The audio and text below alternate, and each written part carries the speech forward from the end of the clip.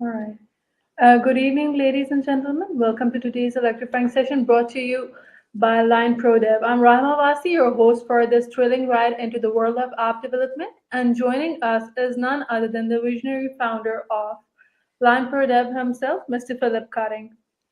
Hey, thank you, dear. It's a pleasure to be here, and it's Monday, so I'm so excited to start this week off with an amazing live and my beautiful, beautiful friends. Yeah, same here, Philip. Now, before we dive in, let's set the mood, Philip. Tell us a little bit about Line Pro Dev and what sets it apart in the app development world. Okay, absolutely. So, Line Pro Dev is all about unleashing your full potential, and that goes not just for app developments, right? But it's for the entire business process because starting your business for with an app isn't just about the program itself that you get delivered. It's not. It's more than the summation of the code you get.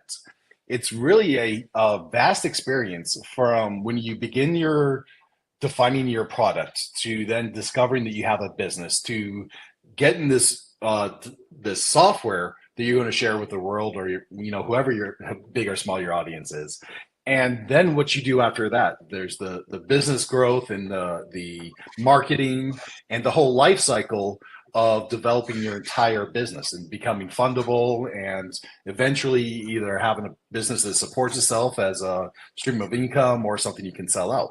So we are about creating that collaboration that helps you become successful at every stage of the development, not just the development, the whole development of your company, not just the app. And I think that's something that separates us from hardly anybody else out there is the ability that we have to take you from idea to having a massively successful business. Mm-hmm. Beautifully answered that question. And that is fantastic. Now let's jump right into our first topic, that is hiring app development teams. Philip, what's your take on different options out there? Freelancers, developers, or agencies? Oh, good question. So this is a timeless question, right? Now each It option is. has its pros and cons, and let's take a quick look at it, right? So freelancers offer flexibility. There's somebody who basically is going to behave like an employee for you and largely do a specific task that you hire them for. Developers bring in expertise and talent, Mm-hmm. right? And then you go into agencies who group talent together, who group management, and who then can help produce a larger life cycle than any particular freelancer or developer. Now, from my introduction, if you know me, it's for me, I consider the actual development of the app one of the most minor parts of the entire process. So when you're dealing with a freelancer, right, you have to then, or a developer, Mm-hmm. right, those first two categories, you have to then guide them through the entire business philosophy most of the time. Absolutely, It's yeah. rare to find, yeah, it's rare to find a developer that's really going to take you through the whole life cycle and develop because he's really way more worth his time is way more worth it than you can probably afford or would make sense for you to afford, right? And it's really too much for one person to do anyways. In general, now if you are able to micromanage the whole process, you don't need somebody with the talent to understand business and to understand marketing and the different components. They're going to make the app successful. If you already have that expertise, then you're looking at two things: either the freelancer developer or even just hiring your own team. Super powerful. Now, if you're looking for somebody to help guide you through a lot of that process because you either don't have time or the experience, agencies help make that experience for you simpler and Mhm. more productive. When you're thinking agencies, think multiple skills and specialized talents. When you're Exactly. thinking freelancers, you're thinking singular specialized talents and getting a particular job done. Both have their place in the world, and it's really where you're Definitely. comfortable to spend your time and money. That is absolutely correct, Philip. Now, communication is the key when we're working with any team. What are some best practices for effectively communicating with developers? Okay, great question. Now, communication comes at different levels, right? So we love to use Slack. One of the things we start off with is communicating via Slack. Now, Slack is sometimes used as a project management software, and it's not really good for that. Now, it works great if the task is small, Mhm. if the scope is defined, and you just need some minor communication back and forth. When you get into nuances of micro details, then you want to start using something like Asana, ClickUp, Jira, right? There's a lot of different project management softwares that help facilitate that and to help keep you Mhm. abreast of where development is and to communicate in threads. Now, yeah, sure, Slack has threads, but it's hard to maintain that. It becomes really confusing at scale. In the beginning, or for smaller projects, ideal, right? Stick with the simplest form of communication that allows you to move quickly, right? Have speed, have accuracy, right? Figure out where you need to be in that process, and whoever you're working with should be able to help guide that. And if you're not feeling comfortable with the communication, it's important to speak up about it and let whoever you're working with know that you'd like more communication. Maybe sometimes our clients even say, "Hey, Phil, I don't need this much communication, right? I just need to be able to Yeah. sometimes look back and see what we discussed on certain details. But otherwise, I don't need all these details. I don't need all this constant communication, right?" And I have others that are like, "Phil, I need both details. I need constant communication. I need some hand holding, right? I need extra time to help explain these processes and why we're doing Yeah. things for me to feel comfortable with it." It's a combination for me. It's a combination of Slack, Zoom calls, face-to-face calls, video calls, and project management Yeah. software such as Asana is one of my preferences at this point. But I go through depending on who it is. And even guys, don't Absolutely. don't forget simple Google documentation, Google Docs, and Excel sheets, right? Whatever the Exactly. simplest approach is, go with that. You'll find it saves you effort. That is absolutely commendable. Now let's talk contracts and agreements. What should our audience be mindful of when navigating these legal waters? Okay, terrific. So contracts are your safety nets to have good expectations and consequences, right? They go Mhm. together. You set the expectation via contract, and without contracts, it's hard to hold anybody accountable and to have clear expectations. So before you ever start, get a clear scope of work, like a master service agreement that makes it easy for you to iterate and defines whatever communication expectation you expect. There's a lot of nuance in the contract, but some of the big things you want: timelines, scopes of work, right? Mhm. Detailed scopes of work, uh, in, intellectual property rights. You want to have a basis of the stage of work that you're working in and to have those expectations set. So, for an example, right? Say you're starting off your MVP and you want to create an app that has communication in it and it has some kind of basic tool like, say, a financial calculator, right? And those are the two components of it. Now you define how polished that product has to be.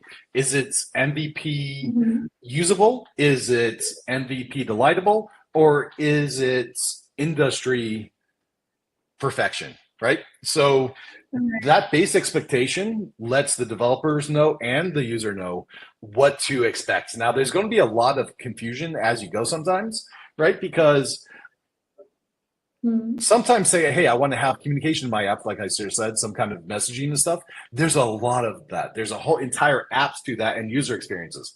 And if you try to simulate the best apps in the industry for that, you're going to delay your development and you're going to add tens or hundreds of thousands of dollars of cost to that, depending on how far into the back end you're going to go.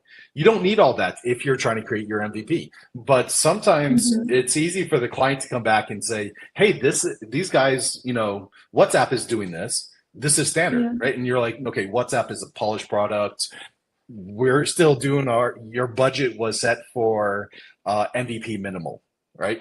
Okay, cool. Let's get on the same page, have great expectations, and move on from there." And these are little details that are, even when you have a great design, right? They sometimes don't stand out and there can be confusion there.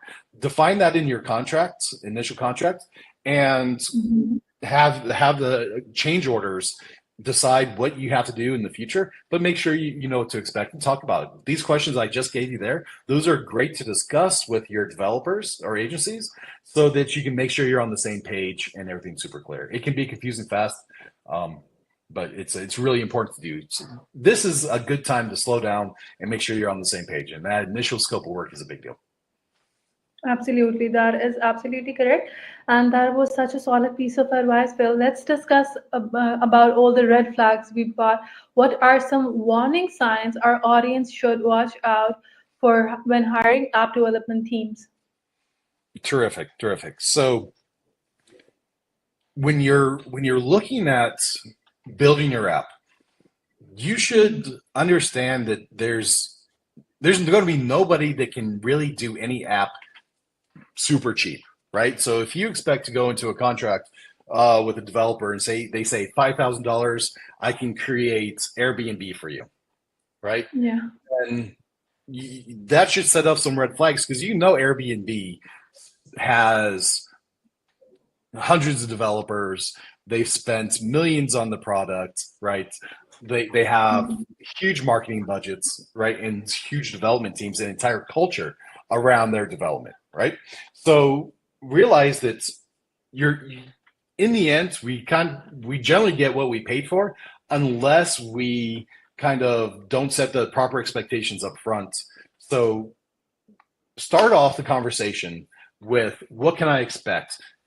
Show me something that you've done so I can see how polished your product is, and explain to me what's the limits of what you expect out of the scope of work, right? And the developer or agency should be leading you through that conversation. If they're not, then that's a red flag right away. If they're promising you the moon, right? I'd be super concerned. I get those projects a lot. If you get a bid from me, right? And then you get somebody and they bid it at a third of the price, consider that you might be getting a third or less of the product, right? Now they should be asking you things. They should be asking you hard questions. What's your budget, right? And if you go in and say, well, I want you to negotiate to me, right? If you're a client and you say, I want you to just give me your best deal offer, they at that point should come back and say, okay, here's my lowball offer. It's going to be the minimum expectation. Okay, what do you expect, right? But better to do is say, here's what I need. Here's what I'm looking for out of this. Can you deliver this? Is this along our same expectations? And the developers in their contract should have limitations on that. I always do. For example, if I am doing your copy for you, I'm going to say that. If I'm not doing the copy for you, I'm also going to say that. I'm going to give limits on the number of iterations that we're going to do. And even before I start a project, I'm going to have a base scope of work that gives a rough range, right? Now this rough range it may be 20 to 50,000, for example, right? Absolutely, yes. And Mhm. we're going to talk about that. We're going to make sure that we're on the same page. I'm going to make sure that if this project isn't successful for you, that this isn't going to take food off your table and you're going to be able to go on. Because if you can't afford even the development, how can you afford the rest, or how can you afford the occasional risks that come up? Now, the next thing you want to see is what risks are the developers going to take on themselves, right? These are big questions that help explain where their limits are and what they can what you can expect out of them.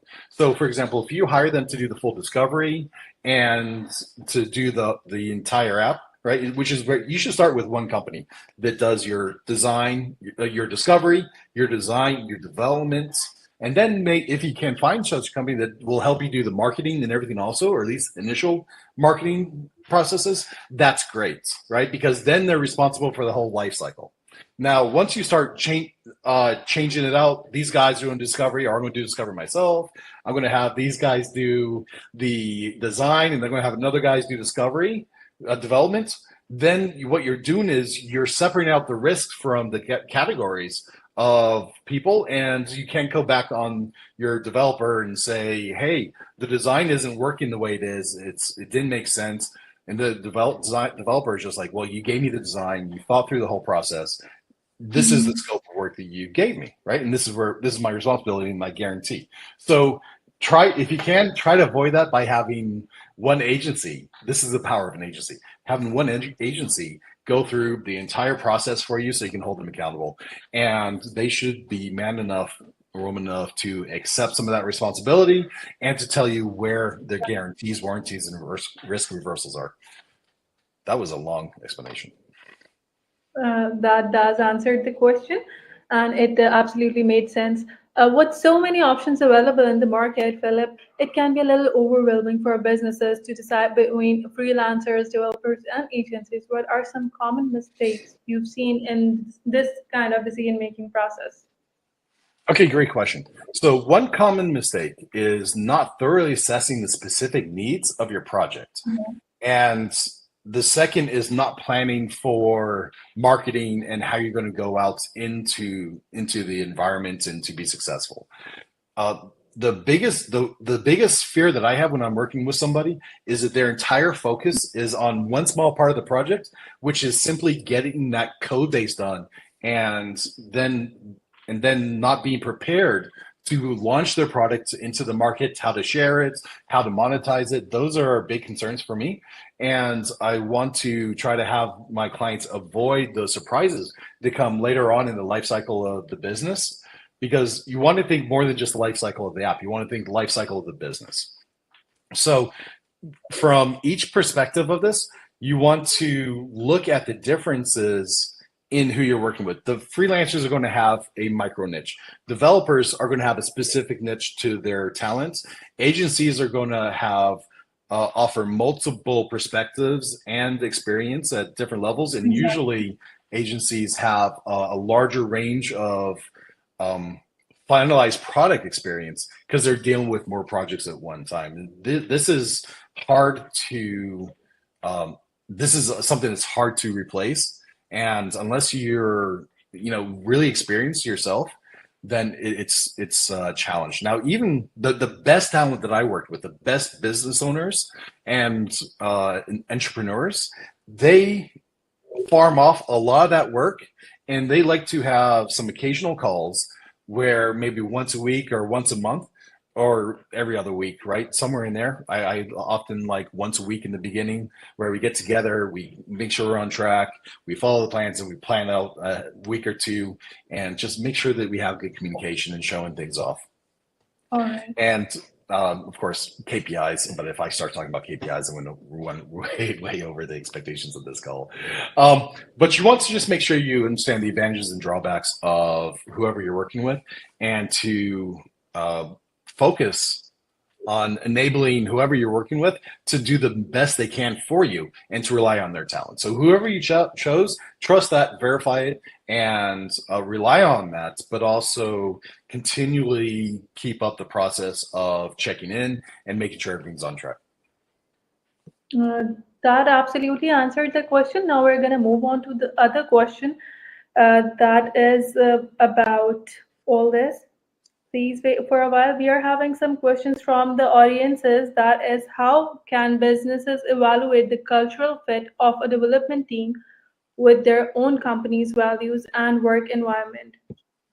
Okay, great question. So you should be able to, as an entrepreneur, you should be Mm-hmm. able to either already know the values of the agencies or freelancers that you're working with. It should either be Mm-hmm. on their media or stated, but when you talk with them, it should become obvious, right?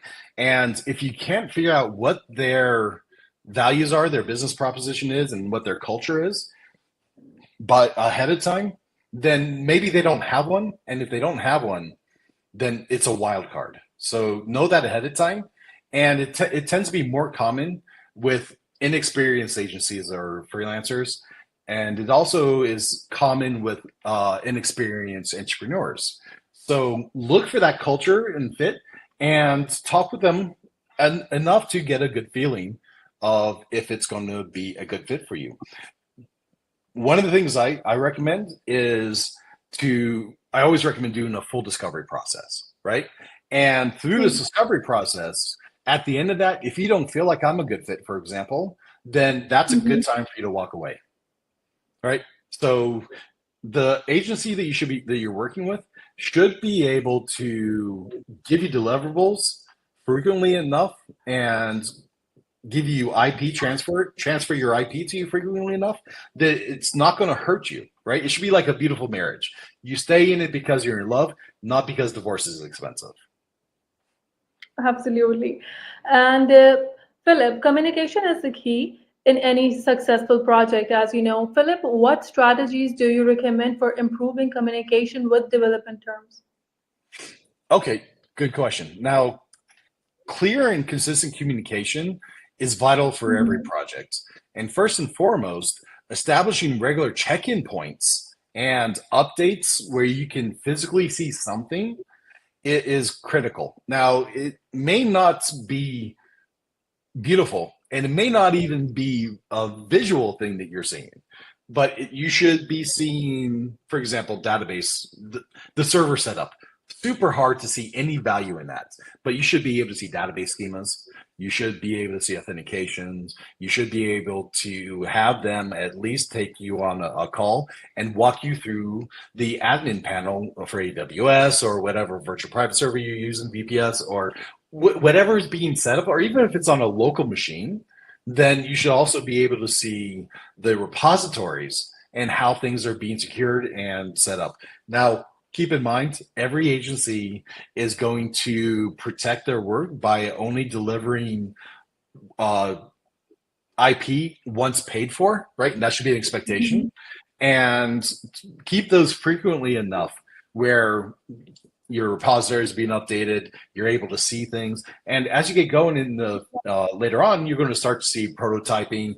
You're going to start seeing interaction between your application servers, right? And those are where you start to feel better about all that work, going all the way back to discovery documents and designs. And you should also be looking at the following phases to make sure you're preparing for those. Those should be that you should have a good roadmap going forward. And this is also a huge component of having a fundable startup.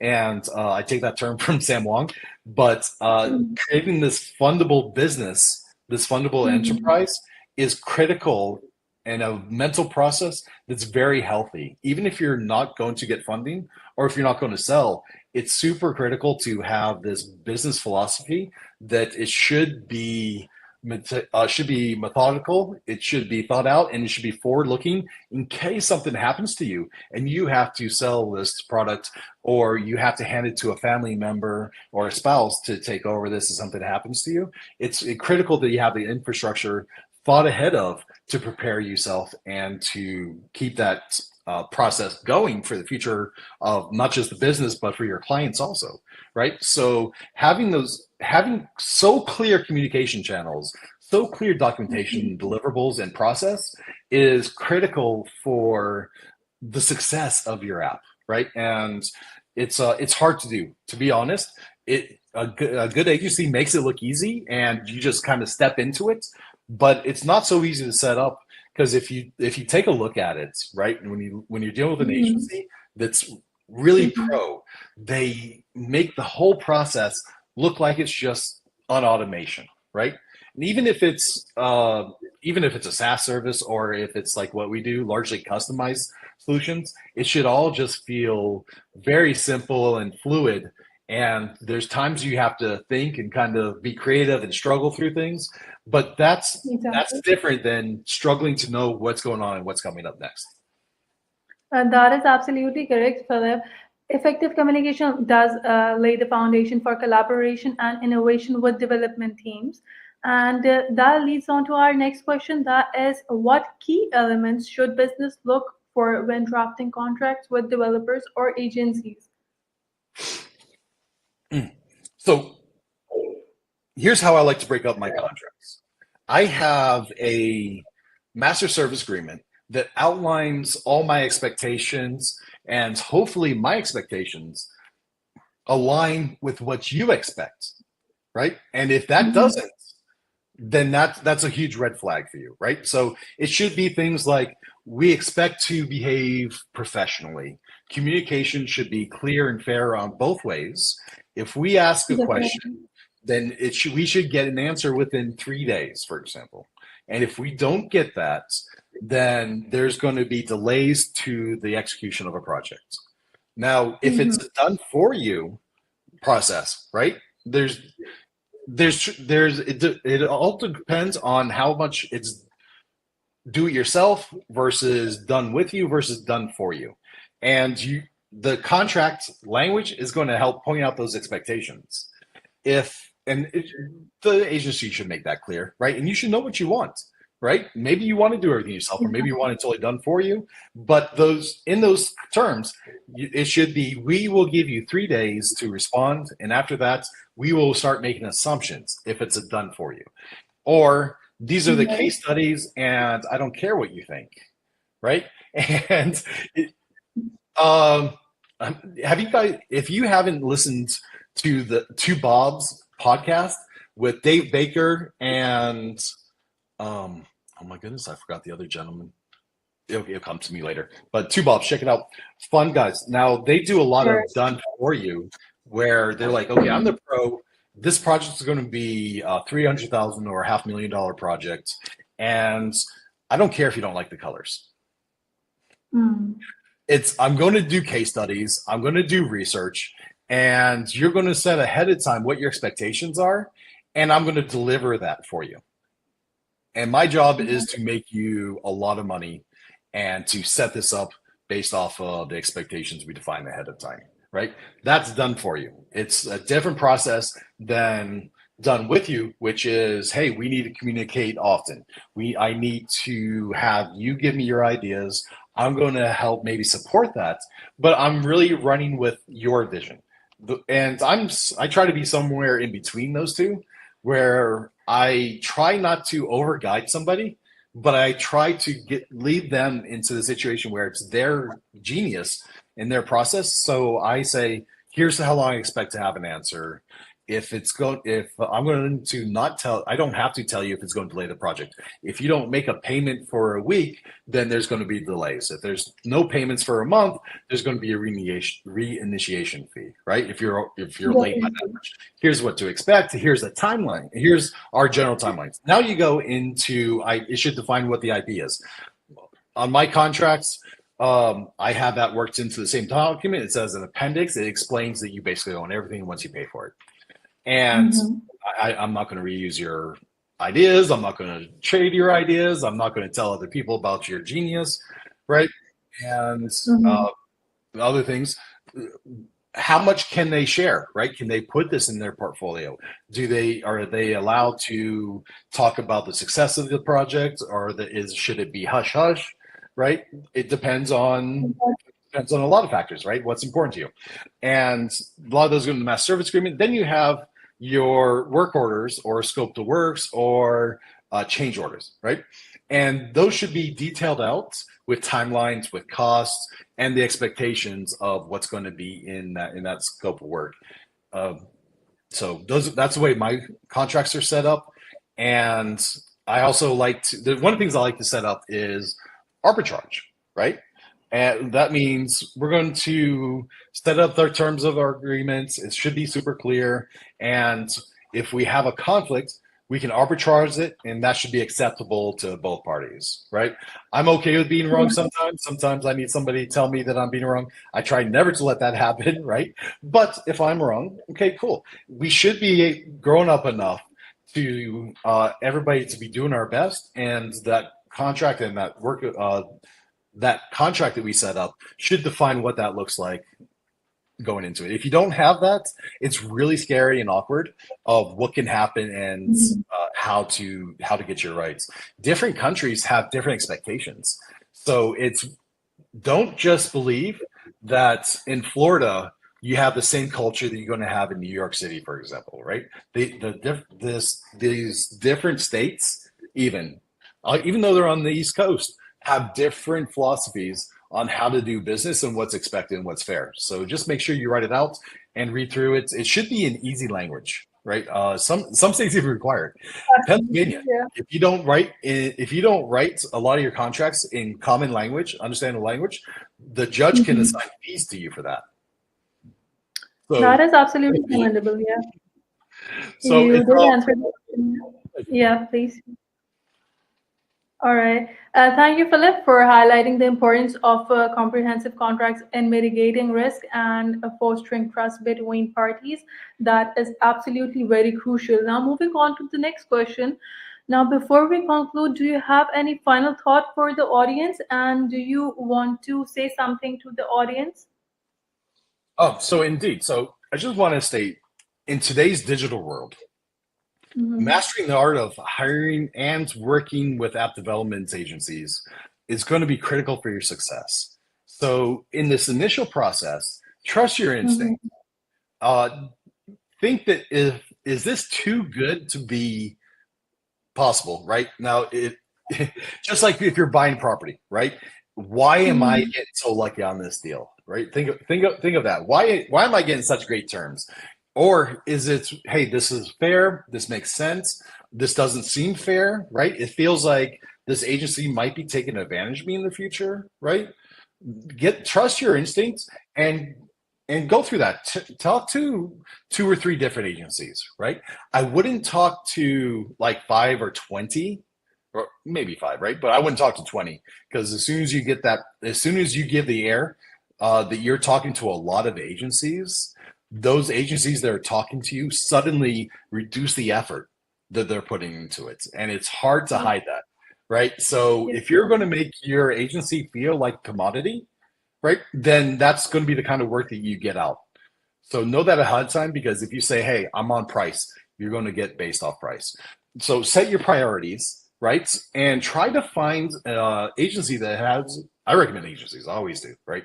Because if you're successful, your time is important. If you're not experienced, everything is important, right? So set your priorities, know what you need to be successful, know what success looks like for you, and communicate that, and take the time in upfront to make sure that you're comfortable. And good luck, right? I'm excited for all you guys that are out there doing business, right? This is you Americans, you Indians, you guys around the world, the guys, Chinese, right? Everybody, you know, Europeans, you name it, right? It's exciting that you're taking the risk to start a business. I'm excited for you, and I wish you luck on this. And just be ready for the challenges that are going to come out of this, and go into it with high energy and be brave. Philip, well, that was your word for the audience. Now we've got a few questions from the side of our audience. That is, what role does project documentation play in ensuring the success of an app development project, and how can business ensure it's comprehensive and up to date? So good question. So we spend a lot of effort to make sure that our documentation is thorough in the very beginning.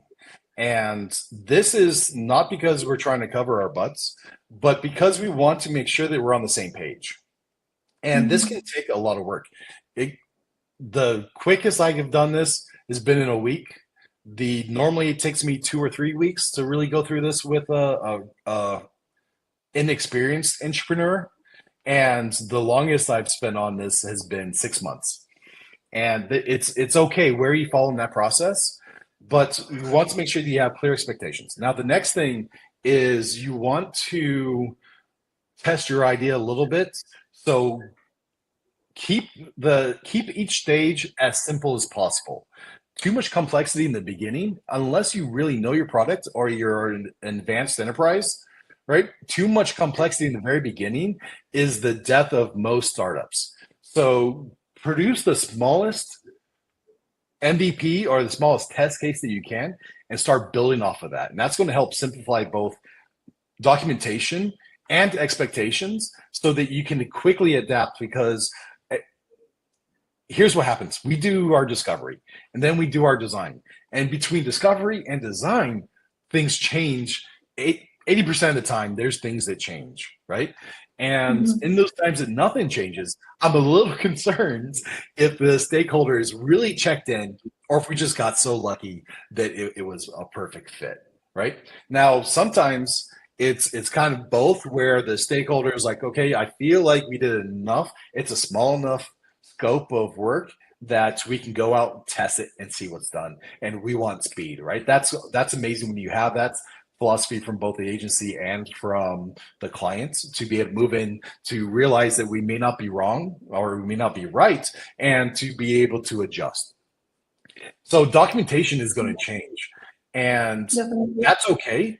At some point, you have to actually go in, throw away all the old stuff that you've done, make sure your business culture is on par, make sure that your business strategy is still on track.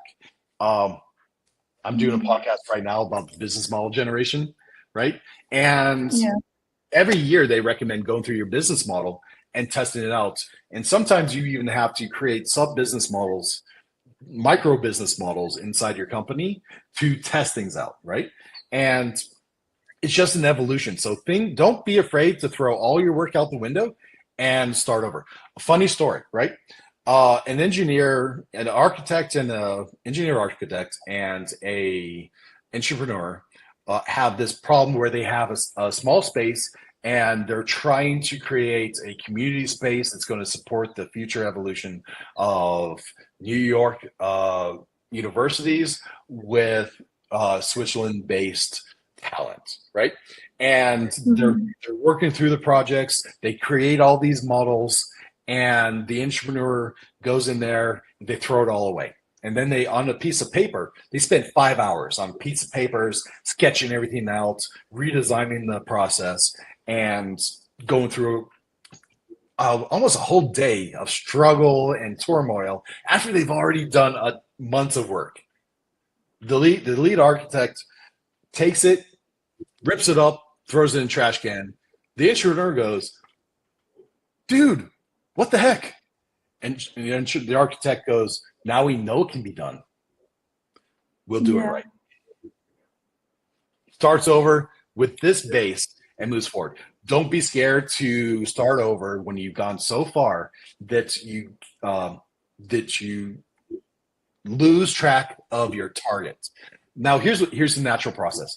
You experiment, you learn, and you adapt. Now, by trying to keep documents updated all the time, it's sometimes good, right? Sometimes you should be updating your documents as you go.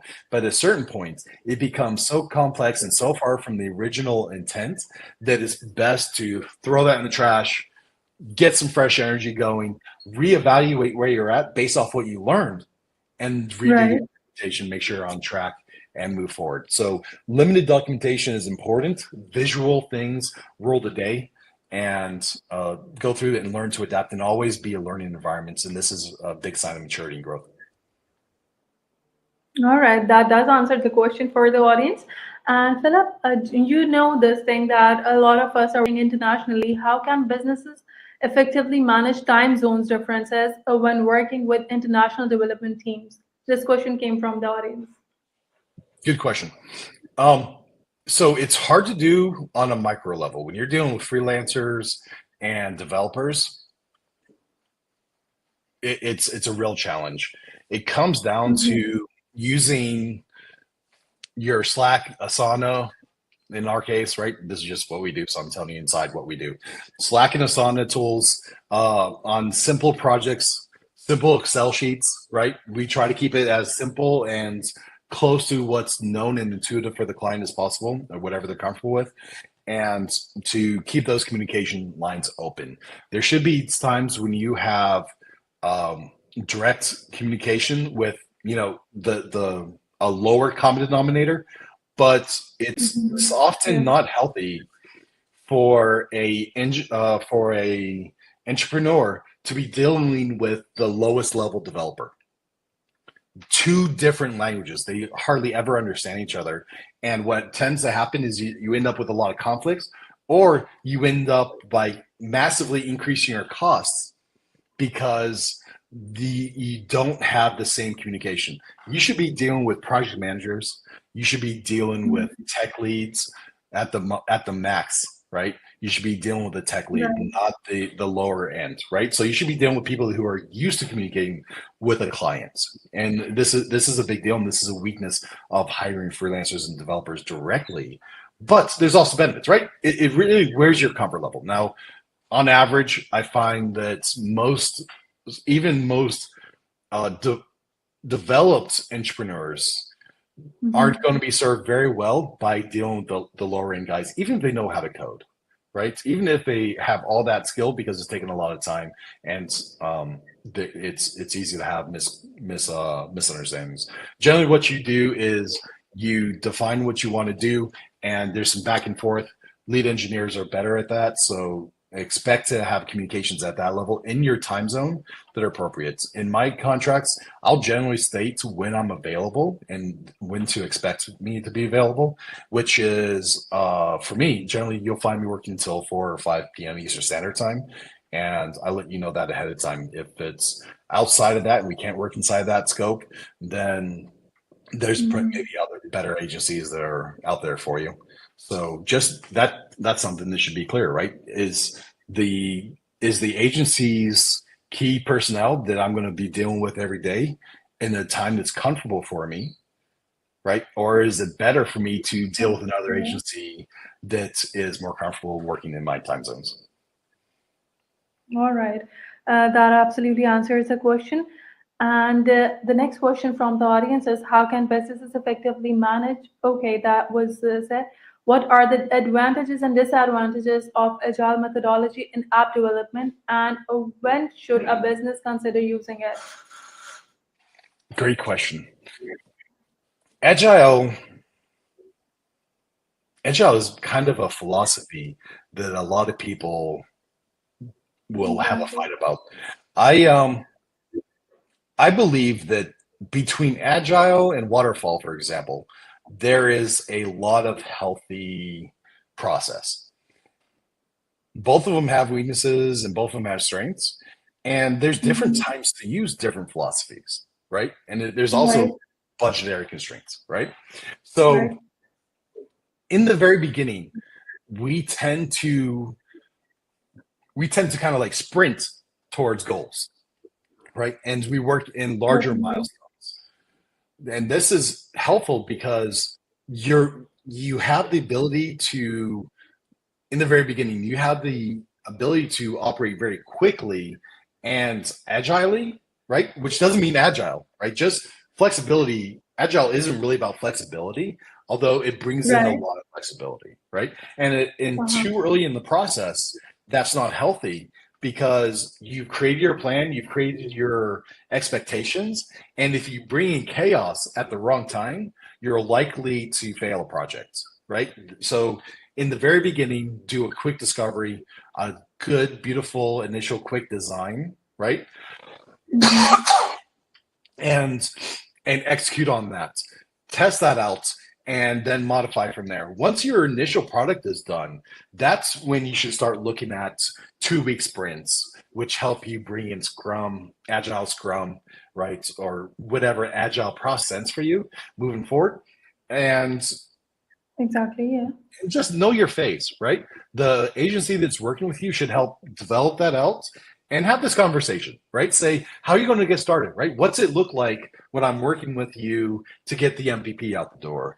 What's it look like when I am testing it with users and I'm getting feedback and I want to change something 5 times a day, right? How many times a day can I push my code?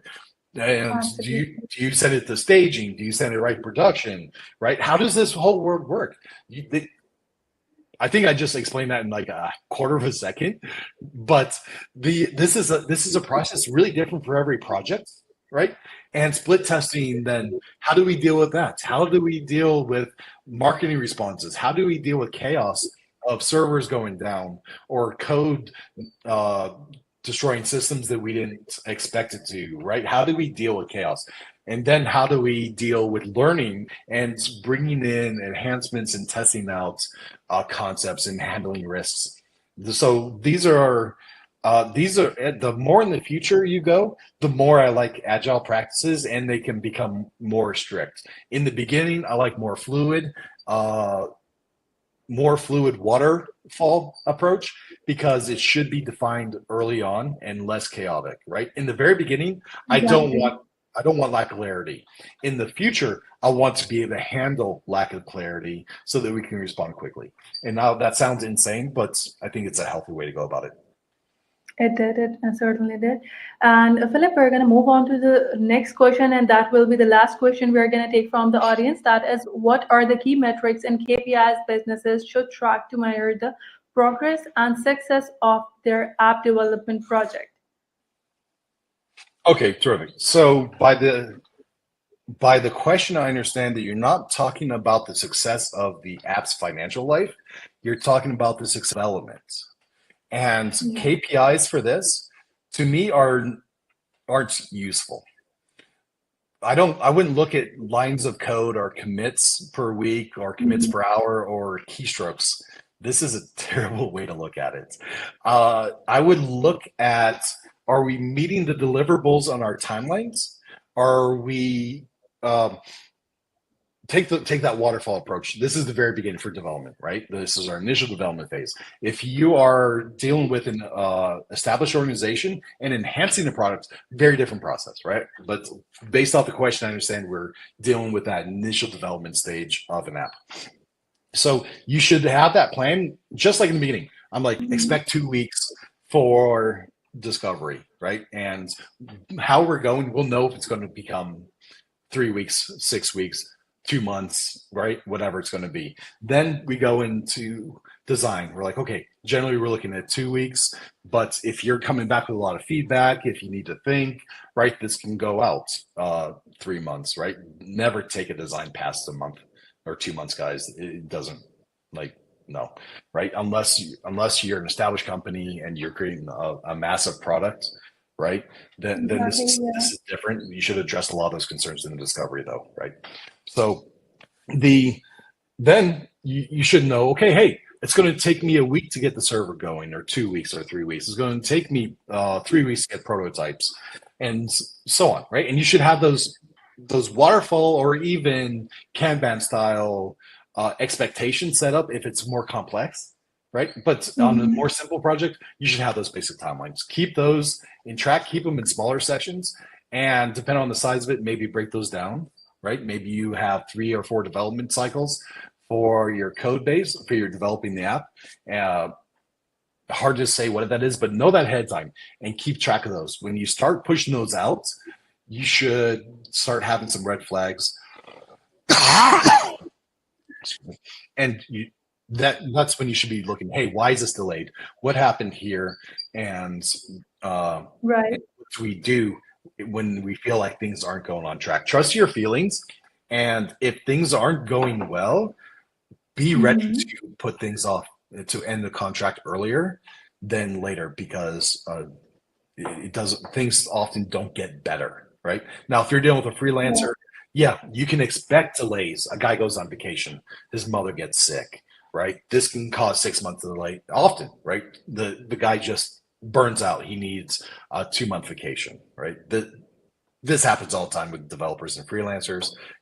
They get sick themselves. It happens, right? This one, the risk of dealing with freelancers, you should know it. But other than that, if they're not communicating well, that's a big red flag. Mhm. And if they're missing milestones, call a pro like me. That is absolutely right. Philip, thank you so much for your wise words to the end, and thank you all for your engaging questions and participation till end. Until next time, keep innovating and stay curious. Thank you so much. Take care of yourself. Thanks, guys. Take care.